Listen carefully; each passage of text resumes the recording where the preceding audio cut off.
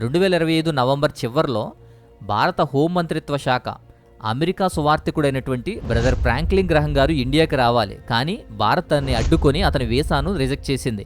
దీనితో నవంబర్ 30వ తారీఖున జరగాల్సినటువంటి ఒక మీటింగ్ అనేది నాగాలాండ్లో ఇందిరాగాంధీ స్టేడియంలో ఒక ప్రధానమైనటువంటి ఆత్మీయ కార్యక్రమం జరగాల్సిన ఆ మీటింగ్ని ఈ వీసా నిరాకరణ వల్ల క్యాన్సిల్ చేయాల్సి వచ్చింది. ఆయన రాలేకపోయారు. ఈ ఫ్రాంక్లిన్ గ్రహం గారు బిల్లీ గ్రహం గారి యొక్క కుమారుడు. నాగాలాండ్లో బిల్లీ గ్రహం గారు 1972లో జరిపినటువంటి క్రూసేడ్ అనేటువంటి దాన్ని జ్ఞాపకం తెచ్చుకొని ఈ కోహిమా బాప్టిస్ట్ పాస్టర్స్ ఫెలోషిప్ వారు దీన్ని నిర్వహించారు. క్రైస్తవులు ఎక్కువగా ఉన్న ఈశాన్య ప్రాంతంలో వేలాది మంది హాజరయ్యారు.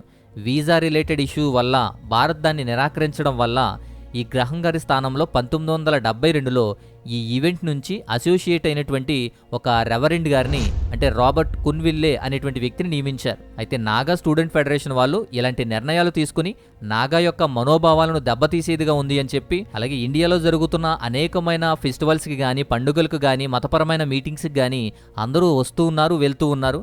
అలాగే అనేక దేశాలకు మత ప్రచారం, హిందూ మత ప్రచారం జరుగుతుంది. అలాగే అనేక మంది ఇండియాకు కూడా వస్తూ ఉన్నారు.